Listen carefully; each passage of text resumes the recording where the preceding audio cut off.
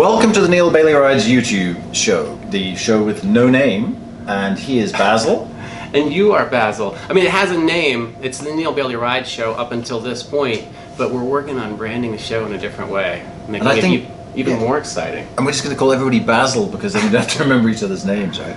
Indeed, yes, Basil and Basil. But I'm excited tonight, Neale. This is going to be fun. Well, we have a really great interview tonight. Sadler is here from Sportbike Track Time. She's an old friend. She has been riding motorcycles for a very long time. She's a track coach, track rider. She's going to tell us about her history of motorcycling and what Sportbike Track Time is all about. Unfortunately, her husband Trevor cannot be here tonight. He has to work, but he'll come another day and tell us some more stuff. Awesome. You have something particularly interesting for the news tonight. Yeah, so tonight we've got Matt Wittemann. I'm going to interview him for the news and just, check it off my list. I did my news, I dressed up. But no, seriously, Matt's going to be cool. Matt basically heads up the Assembly Moto Meetup. It's kind of like the go-to meetup for Charlotte. Mm-hmm. And so we have that here tonight, which we kind of always wanted to do. And so it's going to be super fun. We'll go talk to Matt. We'll go talk to some of these other folks out in the parking lot. There's some bonkers stuff out there already as far as bikes, like the Sea-Doo bike. I mean, mind-blowing. So yeah. And that's a perfect opportunity to talk about our shameless plug, because we are going to feed the guys from Assembly with Sweet Lou's barbecue tonight. Sweet Lou's is providing barbecue for everybody, so we will all eat well and give him a great shameless plug for a new restaurant in town. Yeah, we're ballers now, dude. We got barbecue, and I bought Coors Light and Coors Light. So you're really into this hydration. Well, yeah, you got to hydrate. I mean, we talked about that before in safety. So it's going to be, fun little pivot tonight with, noodling on new show names and pounding barbecue and Coors Light and seeing rad bikes outside. And you forgot somebody. I did not, because I just saw him enter the building. Nate Hamlin is here, and you will get off his lawn. Okay, and to the main event, Sadler is here with us, and Cindy is an old friend from the Speed Channel days when we used to work for that mad, crazy TV network. Yeah. And boy, that was an experience. But prior to that, you started motorcycling about 25 plus years ago, right? Right about, about 23 years ago, somewhere close to that. Right, and she's listed her age as 24. So just turned 24 yesterday. Right, so it's not right. But Cindy has been, pretty much riding bikes that whole time. You started on a Ninja 250, but you originally learned on your brother's Honda Hawk 650, right? Yeah, he was one of the hot guys. There used to be this big cult following of Honda Hawks. I guess there still is, actually. Oh, yeah. And actually, it's what has me where I am today is the Honda Hawk. So I learned on a Honda Hawk, went to a parking lot. My brother taught me how to do the duck walk and how to turn around and how to change gears. And when I took to it and I really liked it, he found a salvage Ninja 250, a 2000, I think it was a 2002 Ninja 250 or 2001 Ninja 250. And so I bought that. And we rebuilt that together from salvage, got the title all back together, and I used that to commute back and forth to school and to work, and probably 30, 40 miles a day. It was great. So at that time you were living in Kansas, and you rode that for a year or two. Then you moved to Philadelphia and continued to ride the Ninja. Yeah.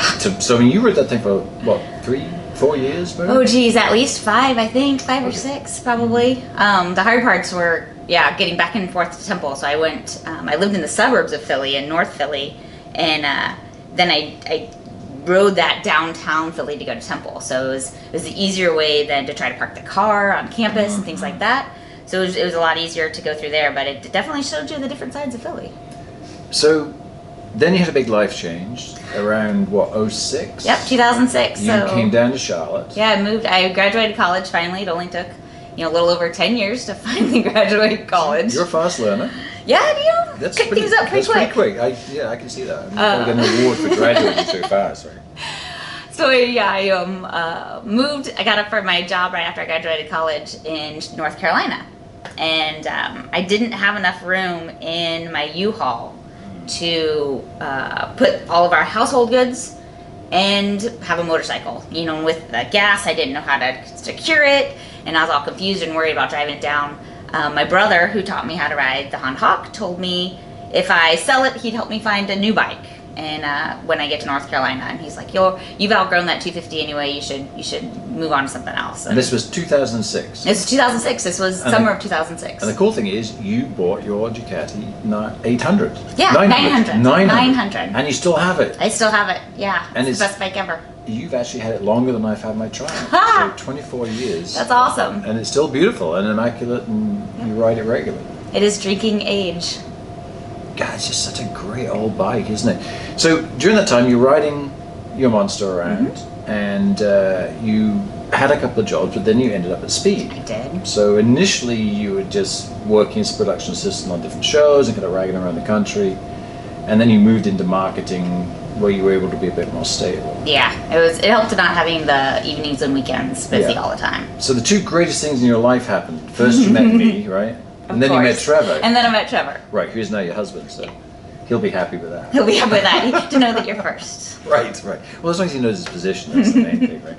So you and I met at Indianapolis in 2008 during the Motor Grand Prix, and we put our heads together, and this was really, really cool. We decided that if people worked at Speed, because you were a motorcyclist and I was the motorcycle editor, everybody that worked there needed to learn to ride motorcycles and get into the spirit of things, right? So we dragged all of the office ladies out to Aaron Stevenson's corner spin. Which is fantastic. Yeah, and we gave them this whole weekend experience teaching them how to ride a motorcycle from scratch, because none of these ladies had ridden a motorcycle. And it was so successful that they liked it so much, and everyone at Speed liked it so much. Yamaha actually stepped up. They took us down to Adventure World, provided a whole bunch of TTR 125s, I think. We had this other big day of sort of advanced training and motocross tracks. Those ones had the push start. I think that's how you sold them, because Aaron's had the kickstart, and we had to kickstart all the girls' bikes all the times, and that made it kind of a longer day, but the TTR 125s had the push start. And that's how I think you sold it and got them to bring it to us. So it was really, really, really a fun time. So we had a lot of fun. You left there to go to John Deere around 2010. Yeah. You and Trevor were now at this point married. Yeah. And we should mention that Trevor had been, prior to meeting you, a track instructor with Sportbike Track Time. Yeah, he started coaching, so he's been riding motorcycles about as long as I have. And he was riding track up in Milwaukee, so he lived up in Wisconsin when we had met. And he got asked to coach about 2005 for Sportbike Track Time up in the Northern Division, and doing Road America and Autobahn and Putnam and things like that. And then when I convinced him to move down south to be down here, because riding is better and you have more opportunities to ride on longer season, then he moved down here and talked to the director at the time, became a lead instructor down here for Sportbike Track Time for the first couple of years that he was here. And then when that director, Mark Sheldon, decided that he was going to quit doing track days, him and his wife wanted to have something stable again, and they went to manage a motorcycle shop in Daytona. So and that's when you and Trevor became the directors, which is back in 2011. And you were married at this point. Yeah. So you're kind of like the moto couple. Kind of, I mean, 9 years of running track days all up under the East Coast. Yeah. You are the biggest track day provider on the East Coast of America. We do the most track days. Yeah. And you ride a GP Honda 125 two-stroke. I do. So I have a two-stroke. It's a real race bike. It's a real race bike. GP shift. Yep. Two-stroke expansion pipes. Yep. Slicks, full leathers. Tire warmers, full leathers, slicks, all the good fun stuff. Yeah, so it's very, very cool. So Cindy's had this really great life in and around motorcycle. I mean, the last 9 years, I can't even imagine how much riding you must have done. Yeah, I don't even keep track. I think we tried to think about how many miles we have at Barber, because we go to Barber Motorsports Park for 2 days a month between March and November. And so Trevor and I, we had one of those rain days when neither one of us were riding, and we tried to sit and think of how many miles. And we're like, so Barber's 2.23 miles, and if you do a 20-minute session at 2 minutes, you have X amount of, and I can't do math fast enough to do it now, but we did all the math, and it was crazy how many miles just at that one track. Ever crashed? I have once. I just low-sided as going in. So Barber has that tight turn 5, Charlotte's Web, so it's turn 5, turn 6, depending on who you are. So I was going around that, and it was actually the first time I had started getting enough speed in out. So I was a very slow learner, even though I had a GP bike and it looks all racy. I started out slow, and So I was a novice and I was riding, and it was the first time I started feeling comfortable picking up speed. Was the end of my session. Then I went out my next session, and my tires had gotten cold. So you tried the same speed. Yeah, and it went Whoopsie. and I went, oh my gosh, there's sun. But these are a lot of the stuff that you have to learn. Yeah. And that's what you guys teach, right? Exactly, and that's the stuff that, I had to bring it back down and start going back to fundamentals and realizing that your out lap, you don't take the out lap the same speed as you took your last lap, and give it a second to, doesn't matter what time of the day you are, you just kind of got to get it going. Well, this is so cool. So give us kind of a Reader's Digest version. What is Sportbike Track Time? For some you guys, if you're not familiar with track days, you're not familiar with Sportbike Track Time, what is the elevator pitch on riding with you guys and what you do? Well, Sportbike Track Time is a way for you to get your motorcycle that you ride and that you're comfortable with onto a closed course racetrack. So what we do, the company buys out that racetrack for the weekend, and then you buy an individual spot. And so we break it out into 3 different groups. We have a novice group, an intermediate group, and an advanced group. So if you've never been on the track before, even if you're a good motorcycle rider, we encourage everybody to start at novice just to learn how a track works. And that's completely different than how a road course works or how the mountains work. 'Cause a lot of people ride up the mountains. And so in our novice group, we have that group broken up into subgroups. And so then you have a coach with 3 or 4 actual riders. And so he's responsible for those 3 or 4 riders. And then we have a lead instructor that's kind of looking over the whole group. And so we go in 20 minutes every hour, so each group gets 20-minute sessions, and then you go out there in full leathers, helmets, boots that cover your ankle, gloves that cover your wrist, so that way you're as safe as possible. It has corner workers at every stand. We got an ambulance on standby no more than like 0.8 miles from wherever you are on the track at any time, just in case something bad does happen and you don't just have a light little low side and scratch your bike. So we do that. We do that at all of the tracks. The ones that Trevor and I go to are Road Atlanta, CMP, which is here in right south of Charlotte. We also do Talladega Grand Prix Raceway, which is in Munford, Alabama. We also do Barber Motorsports Park in Birmingham and Jennings in Jennings, Florida. Which is a pretty aggressive schedule. You guys are going most weekends. Yeah, most weekends. We've actually been trying to have you guys come on the show for quite a while now. So actually, we didn't get both of you, but we will get Trevor later. And I think that's the greatest thing. If you're not familiar with what track day organizations like Sportbike Track Time do, they bring you in it's the safest possible environment. Yeah. If you're a novice, you get education. If you're an intermediate trying to go faster, there's help. And if you're an advanced rider, you're getting to ride with a lot of very experienced riders that you can learn from just by the fact that you're out there. Yeah, exactly. And like you say, you have to have good leathers, proper helmet. Your bike has to pass a technical inspection, so nobody's out there on a substandard motorcycle. Yeah, no substandard tires. No, we check your brakes, we check your suspension just to make sure that your forks aren't leaking. Like I said, it has to go through a big tech inspection. I mean, it's not overly huge until you get into the advanced group. Novice, it's really easy to get on track. All you have to do is tape up anything that would break, like your mirrors or any reflectors, things like that, headlamp.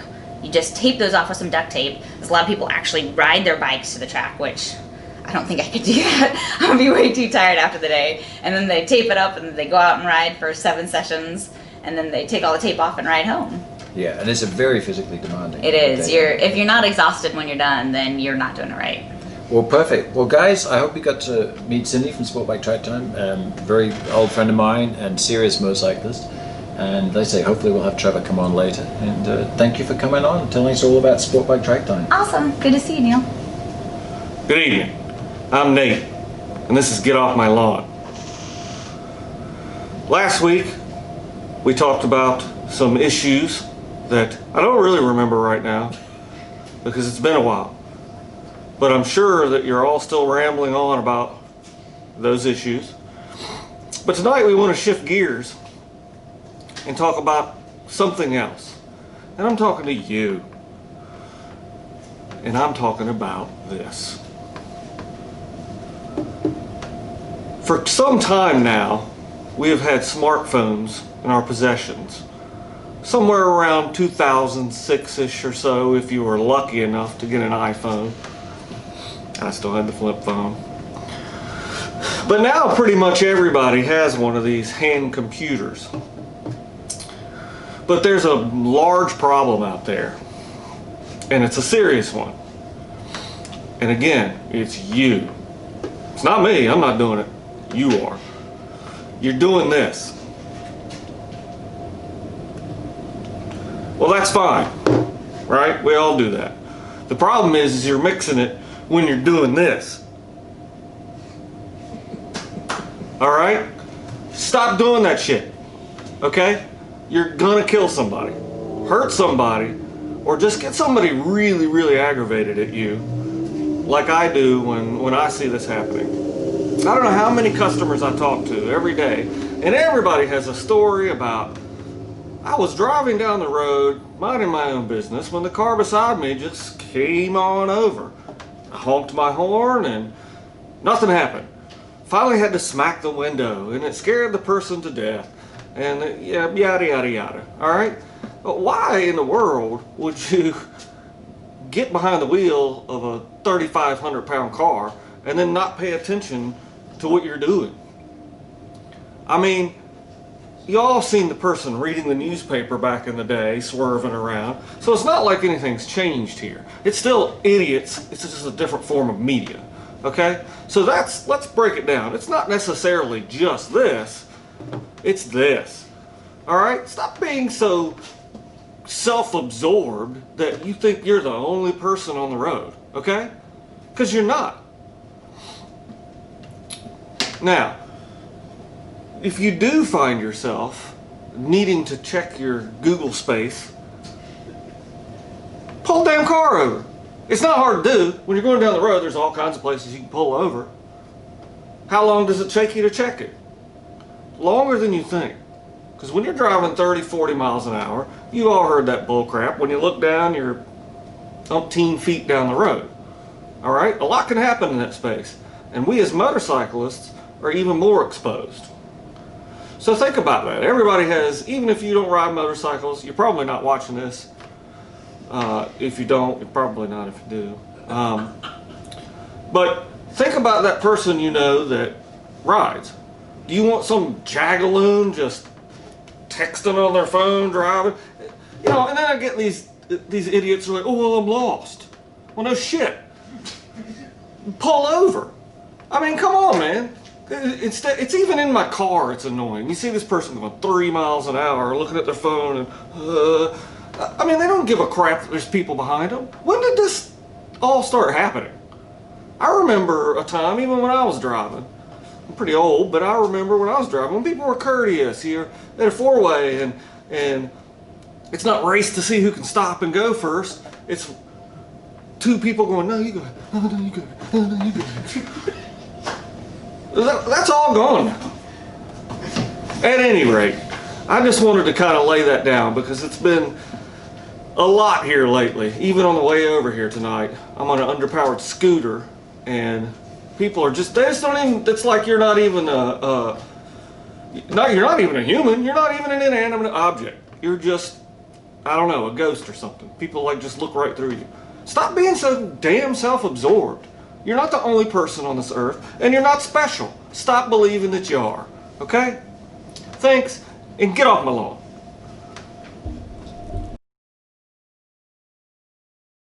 Hey, David Basil Collier outside with Matt Wittemann, as promised. New setting, we're in our little makeshift tiki bar, which is kind of another little creative work in progress. But stoked to have you here, Matt. Thanks, Dave. Yeah. Glad to be here. Yeah, it's Thanks rad. for hosting us. It's awesome. My pleasure. I'm stoked to have Assembly out here and like all the rad bikes. There's some new bikes out here that I haven't seen and some other new folks. So yeah, it's awesome. We had a great turnout. I think everybody came because they wanted to see you mostly. But yeah, Whatever. it's been awesome. So I appreciate that, but no. Tell us more about your kind of assembly of assembly. Like you started this whole thing, right? Well, me and Geoff, Okay. my buddy. Is that Geoff? Geoff. Oh, yeah. You and Geoff started. Yeah. Okay. Yeah, so like 4 years ago or so, I only knew one other guy in the area that rode motorcycles. Okay. And that was Geoff. And honestly, you know, there are other bike nights in the area, but I didn't think his motorcycle could make it as far to the other bike nights. Right. So we thought we'd start one closer to home. Okay.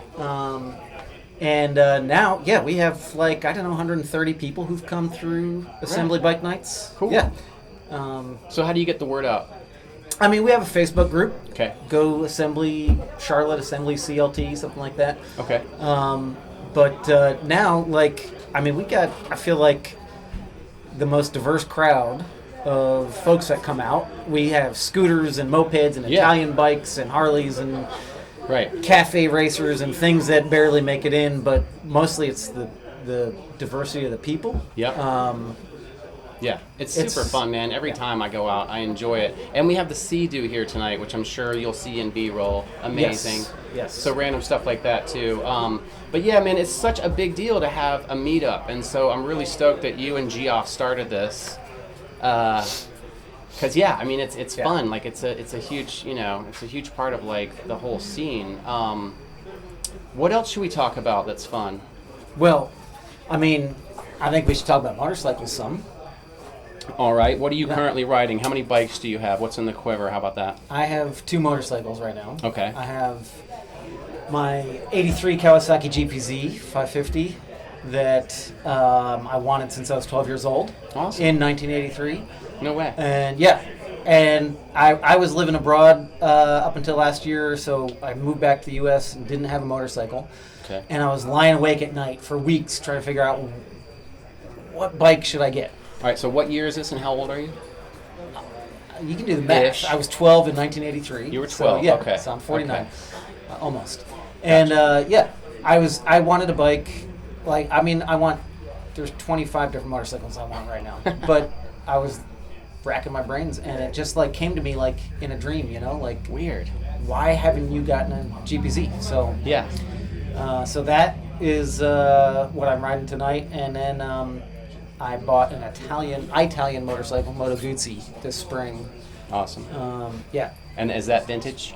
No, 2007. Okay. Yeah. Okay. But Gotcha. So you got one of each right now. yeah, but then every night, I mean, that's the cool thing about Assembly.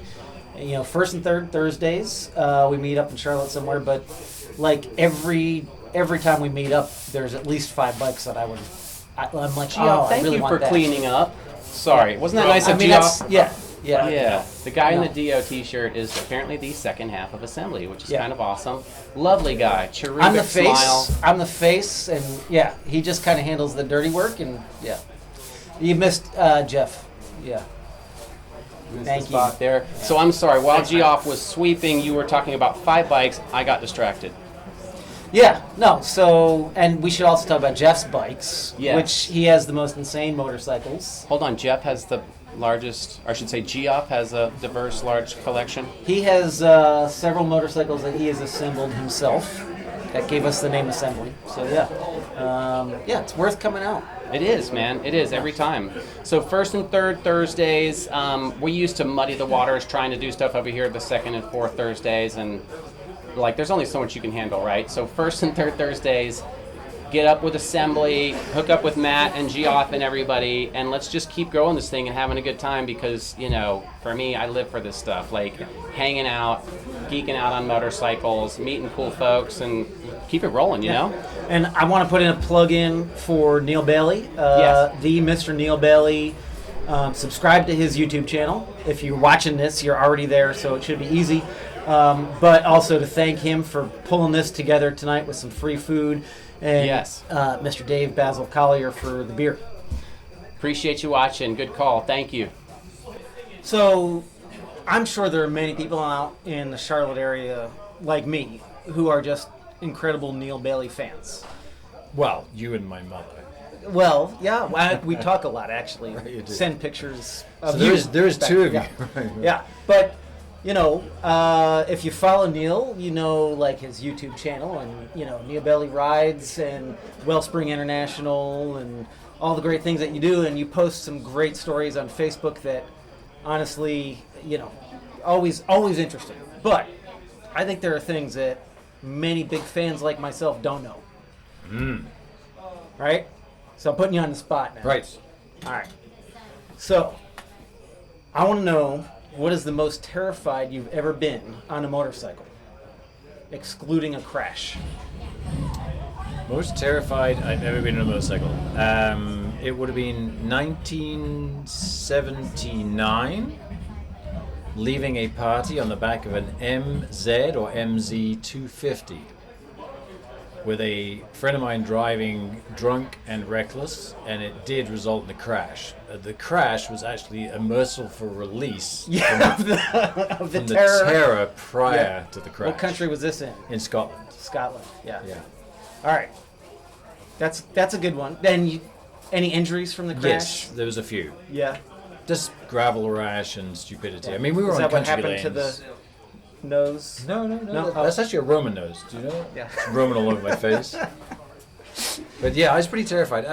Yeah, I've had a number of terrifying incidents, but that was probably the most terrifying. I mean, I get terrified just going down 77 on a regular basis. Yeah, in all seriousness, the way, Nate tonight talked about texting and driving, and man, it gets more scary to ride a motorcycle. Yeah. All right. Next question I got for you is, I know you have ridden, I mean, how many motorcycles, right? I'm sure you don't keep count. If you had to live the rest of your life with just one motorcycle, and it's not the Laverta, Right. if you had to live your life with just one motorcycle, BMW GS. 1200? Probably. Yeah. Yeah. Nice. Or KTM 1190, but that genre. Yeah. Okay. Big, on-off-road bike. Something you can get on and drive to California tomorrow. If you had to go ride sport riding, you can sport ride, or you can go in the dirt. Yeah. Good. Unequivocally. All right. Last question. More personal, not motorcycle-ish necessarily. Left or right? Not that personal. What are you most proud of having accomplished in your life? My kids. Yeah. How many kids? 2 boys. Yeah. Mm-hmm. And they're grown, healthy, productive Yeah. members Oh, yeah. of society. Well, they're my kids. What can I say? All right. Thank you. I've learned some more about Mr. Neale Bailey. Well, thank you much, Matt. I And, really appreciate it. Can I subscribe twice to your channel? Is that If work? you can, yes. All right, I'll do And that should be a shameless plug for subscribing, because you haven't subscribed. I did. Yeah. In the previous segment, but we'll do it again. Oh, perfect. Thank you. Thank you, Matt. Thank you, Neale. Thanks, buddy. All right, so episode 8, quick recap. Matt, Basil, Cindy, Basil, Geoff, Erik. And everybody communicated and contributed, and that's what it's about, right? Erik brought stickers, Geoff in the Dio t-shirt swept, made us look better, cleaned up the set. Cindy, girl power, crushing it, track days. I interviewed Matt, and then Matt interviewed Neale. Full circle. Amazing. And Basil's outro, that was so amazing. I think we should stop right there. Let's do it. Bye. Thank you.